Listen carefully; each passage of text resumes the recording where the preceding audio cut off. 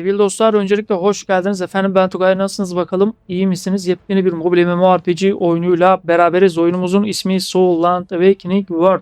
İstersen bir başlayalım ama başlamadan önce şundan bahsedeyim. Bu oyunun Çin sürümüdür. Yani Asya bölgesinin sürümü. Şu anda global için ön kayıt aşamasında. Türkiye Play Store ve Apple Store üzerinden de ön kayıt yapabiliyorsunuz. Açıklamalar kısmında da linklerini bulabilirsiniz. Bu oyununda bu APK dosyasını, yani Çin sürümünün APK dosyasını bulursam da onu da açıklamalar kısmında bulabilirsiniz. Benim amacım oyunu gelmeden deneyimlemek, sizlere göstermek. Şu anda İngilizce dil desteği de, herhangi bir dil desteği burada da bulamazsınız, haberiniz olsun. Birazcık isterseniz açık dünyasından sizlere bahsetmek isterim oyuna girerken, karakterimizi oluştururken. Diğer Soulland oyunlarıyla karıştırılmamalıdır demişler. Neden? Daha geniş bir açık dünyasına sahip olacakmış diğer Soulland oyunlarına göre. Haberiniz olsun. Ben daha önce sanıyorum ki bu oyuna girdim sevgili dostlar. Evet. Bak, yeni oyunu indiriyor ama karakterimi oluşturmuşum. Kaç level diyor. Burada 10 veya 11 level, fark ettiyseniz. Burada bir şey yazıyor ama tam olarak emin değilim. Önemli değil. Çok oynadığımı zannetmiyorum bu oyunu. Ama girmiş olabilirim dediğim gibi. Video çektiğim için. Girip denemiş olabilirim. Çünkü benden kaçmıyor kesinlikle böyle oyunlar. Görevlerimizi bir alalım. Ona göre bakalım. Açık dünyasından bahsediyorduk. Dediğim gibi diğer Soulland oyunlarına göre çok daha geniş bir haritaya sahip olacakmış. Artı olarak bakalım, göreve otomatik gitme var mı? Yok, sadece gösteriyor Brom. Bunda görev otomatik gitme yoksa otomatik oynanış da yoktur büyük ihtimalle. Haberiniz olsun. Haritada uçan binekler olacakmış. Ayrıca yüzebildiğimiz, keşif yapabildiğimiz bir haritaya sahip olacakmış. Aynı zamanda boss savaşları olacakmış. Yani şöyle, Hunting World dediğimiz kısmı buradan geliyormuş. Çünkü takım halinde girilen ve strateji gerektiren Spirit Beast avları olacakmış bunlar. Nasıl olur bilemiyorum. Dungeon gibi de olabilir. Açık dünya üzerinde de olabilir. Tekli veya grup halinde girilebiliyormuş. Grafik kalitesinden şöyle bahsetmişler. Oldukça bir mobil oyun için doku kalitesinin çok iyi olduğunu söylemişler ama ben öyle bir şey göremiyorum. Çok da üst düzey bir şey. Şöyle baktığım zaman haritaya bir bakalım. Diğer Soulland oyunlarına göre bence hemen hemen aynı. Harita evet biraz daha geniş ama şöyle bir şeyden bahsedeyim. Diğer Soulland New World haritası da bu şekildeydi. Pek de çok fazla bir şey değişmemiş. Genişlik anlamında bir şeyler değişmiş olabilir. Biraz efekt kalitesi daha iyi olabilir sadece. Benim görüşüm. Pay to win sisteminden bahsedecek olursam, Soulland oyunlarını ne kadar oynadınız bilmiyorum. Ama Soulland oyunları genelde şöyle gacha sistemine sahip olur. Soul Rings dediğimiz bir olay vardır. SSR karakterler çekersin sevgili dostlar. Bunlarla birlikte şans sistemine bağlı olarak işte sana der ki 50-100 çekmeye şunu vereyim. Paraya basanlar da en nadir olanları, gold olanları veya kırmızı olanlarını alır. PvP sistemini çok araştırmadım. Varsa da zaten gacha sistemiyle birlikte çok büyük bir şekilde dayak yersiniz. Haberiniz olsun sevgili dostlar. Bu şekilde genelde bunlarla vs atıyorsunuz Soulland oyunlarında. Bunlarla vs attıktan sonra sevgili dostlar, bunların bazılarını elde edebiliyorsunuz. Bazıları NPC oluyor. Bazılarını da işte size kart olarak verebiliyor. Yanınızda dediğim gibi yardımcı oluyorlar bunlar sevgili dostlar. Ya genelde Soulland oyunları böyle ama ben çok da beğendiğimi söyleyemeyeceğim yani şu an. İlk izlenim olarak çok beğendiğimi söyleyemeyeceğim. Sadece şunu söyleyebilirim. Diğer Soulland New World oyunuyla ilgili de hiçbir değişiklik yok. Bence hemen hemen aynı. Ciddi söylüyorum yani. Soulland New World'a bakın. Oynanış anlamında biraz aynı. Efekt kalitesi değiştirilmiş. Bir tek orası birazcık değiştirilmiş olabilir. Başka da bir şey göremiyorum yani. Biraz bundan çok yedik gibi. Ölmek üzere. Son tur. Evet, son turdayız şu an.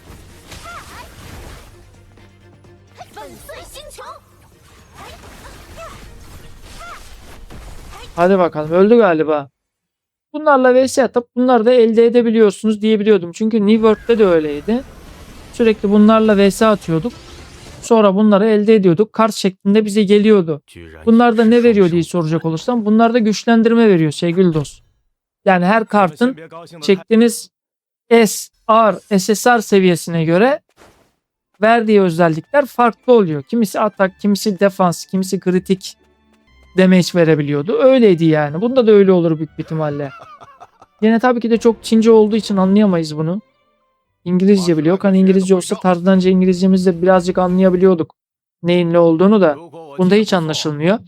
Ama dediğim gibi bizim amacımız gelmemiş oyunları oynamak, yeni oyunları kanalda paylaşmak, sizlere göstermek. Bu yani. Başka bir amacımız yok. Bak, hemen daha deminki karttaki özelliklere büründük. Fark ettin mi? Skill'ler falan değişti hemen. Burada aslında ben büyük bir ihtimalle karakterimi seçmemişim dost. Burada karakterleri ufak tefek tanıyoruz galiba. Ondan sonra bunların bir tanesini seçip oyunumuza devam edeceğiz. Daha deminki karakter farklıydı. Bak bunun skill'leri daha farklı. Fark ediyor musun?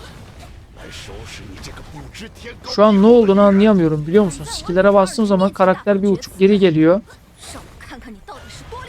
Çok manyak hareketleri var bu karakterin. Eğer bunu alabiliyorsak kesinlikle bu alınmalı. Çok iyi abi bu. İnanılmaz uçuyor, kaçıyor, vuruyor. Çok güzel de doşlama mekanikleri var bu karakterle.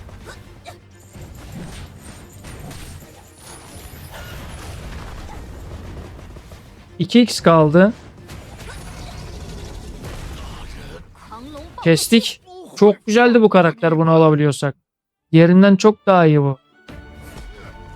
Bence öyle. Yine geçtin. Bakalım bir. Başka bir karakter tanıtıyor mu? Bak kendi karakterimizin özüne döndük şu anda. Buralara geçebiliyor muyum? Geçemiyorum kankim. Bu şekilde uçan binekler olacakmış. Bu gördüğün kedi gibi kanatlı uçan binekler de olacakmış. Şu an yine özümüze döndük. Bir menülere bakmamız istiyor. Bakalım bir ne istiyor bizden. Herhangi bir karakter seçtiğimi hatırlamıyorum kankim. Tamam bunlar pet veya binek yükseltmeleri. Hepsinin özellikleri yükseliyor yükselttikçe. Bunlar da büyük ihtimalle bir yerden sonra parayla alırsınız. Haberiniz olsun kankim. Onu da söyleyeyim sizlere. Şimdi bastığım zaman yine otomatik gidiyor mu? Bazı yerde Soulland oyunlarında belirli levellerden sonra otomatik oynama açılıyor. Şu anda tabii ki de daha kapalı, otomatik oynama yok. Otomatik göreve gitme de yok. Biz kendimiz götürüyoruz ama ona bakarız. Onun dışında çok da fazla söyleyebileceğim bir şey yok ama yoklukta oynanır mı? Gidebildiğin yere kadar oynanır kanki. Yani net söyleyeyim, Soulland oyunları genelde efekt kalitesi olarak oynanış anlamında gerçekten zevk veriyor. Bazı zindanlar, boss savaşları. Yani böyle 20-30 levelden sonra bak bu şekilde uçan bineklerimiz geliyor galiba. Bunu hediye edebilir. Bir iki tane hediye ediyordur diye tahmin ediyorum. Onlara binip açık dünya üzerinde gezebiliyormuşuz. Diğer Soulland oyunlarında bence en büyük farkı bu olacak. Bir de haritası gerçekten bana soruyorsan hakikaten diğer Soulland oyunlarına göre çok büyük. Yani en son Soulland New World'a göre de kıyasladığım zaman bayağı büyük. Baktığım zaman şöyle evet kocaman bir haritası var. Mobile göre oldukça iyi. PC sürümü de olacakmış bu sefer. Steam sürümü de olacakmış. Onu da açıklama kısmına ekleriz. Benim söyleyebileceklerim bu kadar. En azından ufak tefek fikirler kafanda yürümüştür diye düşünüyorum. Benim amacım sana yeni mobil oyunları göstermek. Başka hiçbir amacım olamaz. Ya bundan kimse bana kalkıp da sen şu oyunu oyna biz sana para verelim. Şöyle bir ajansız falan filan da demiyor. Kimse de zaten sana para kazanmadığı bir oyunu da böyle git bak mobil oyun kanallarına da bak Türkiye'de. Çoğu sponsorlu, ücretli tanıtım. İşte shorts videoları, şu oyun var, bu oyun var. Halbuki adam oyunu bile oynamamış. Sponsorlu yani tanıtım amaçlı oynadığı oyunlar. Yani yoksa adam ne oyun oynayacak oğlum? Arka plana konuşan adam bu oyundan ne anlar ya? Sen çıldırdın mı? Bu arada şunu söyleyeyim. Optimizasyonu ve oynanışı gerçekten iyidir. Çıkmamış oyunların bazılarında ben optimizasyonunu çok değerlendirmem. İlk beta testlerinde mesela PC oyununda da Scars of Honor vardı. Onda da değerlendirmedim. Optimizasyonu bozuktu ama gerek yok. İlkin ilk testi. Ya bitmiş haline doğru gelirsek. Ondan sonra ikinci, üçüncü testte, açık beta testinde, globalde bu şekilde olursa öyle değerlendirilir. Onu yaparsan zaten haksızlık olur çünkü ilk test yani. Ama bu oyunda bunu değerlendirebilirsin. Bana soruyorsan optimizasyonu gayet iyi Çin sürümüne göre ama global sürümde de böyle olacak diye de bir tabir yok. Global testleri ne kadar yapmışlardı? Bir iki tane yapıldı diye biliyorum. Hatta Filipinler ülkesinde falan da açtılar ama tam bir global olmuyor o da yani. Avrupa'ya bir test yapmıyor genelde bu tür oyunlar. Yani kendi çevresindeki işte Endonezya, Filipinler, Tayland, Tayvan o ülkelerde açıyorlar. Oradaki insanlar oynuyor. Ne kadar oynanıyordur? Ya oynanıyordur tabii ama diğer Avrupa ülkelerine göre oralarda daha çok oynanıyor yani. Şimdi Türkiye'de bu oyundan ne kadar oynanıyor dersen çok az. Ama gidip bir Tayland'da, Tayvan'da ciddi anlamda bunu oynatırsın. Daha çok oynatırsın. Filipinler'de, Endonezya'da buralarda mobil oyunlar meşhur kankim yani. Ama bizim ülkemizde maalesef daha bu sektör o kadar ileri seviye gelişmedi. Gerçekten oynanışı eğlenceli. Onu söyleyeyim. Karakterler çok tatlı. Ha, ben bir karakter seçmedim ama skill atımları güzel. Efekt kalitesi güzel. Kötü değil. gelince de bir bakarız globalde. Birazdan da bitiririz bence. Yeterli olur. 10 dakika oldu. Çok da fazla uzatmaya gerek var mı kanki? Gerek yok. En azından oyunu görmüş olduk. Haritasına baktık. Menülere de bakarız şimdi ufak tefek. Bak bu karakter de farklı gibi. Yok bu benim karakter kanka. Sanki birkaç tane skill'i değişmiş gibi geldi bana ama bakarız ona. Şimdi bundan sonra bir de menülere bakalım. Ufak tefek bir şeyler anlayabiliyorsak anlayamayız ama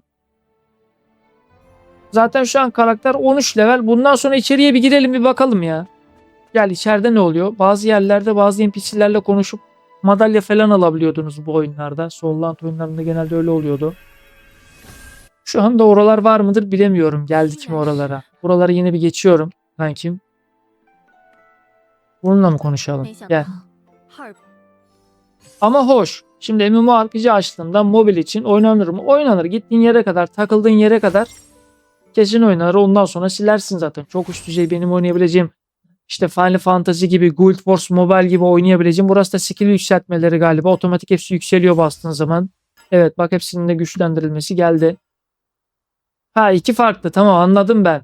Şöyle bu diğer Solland New World gibi değil kankim o zaman. Şöyle şuna baktığım zaman şunu ama şu an baktırmıyor ki. Baktırsa bakacağım. Tıklatmadı yani. Bunu onlardan farklı yapmışlar. Evet çok farklı yapmışlar. Otomatik halen gitme var mı? Yok kankim. Menülerde ne vardır? Şu an herhangi bir şey çok da fazla bir şey yok. Çantamız var galiba. Çantamızda herhangi bir şey göremiyorum. Onun dışında levelimiz düşük olduğu için bazı sistemler gözükmüyor olabilir. Bunlar tamam 2, 3, 4 aldığımız buradaki yancıların skill'lerini kullanabiliyoruz galiba. Başka da bir şey yok. Settings falan var. Buraya kadar da izlediysen çok teşekkür ederim. Kendine çok iyi bak. Bir sonraki yeni mobil oyunlarda görüşmek üzere efendim. Hoşça kal.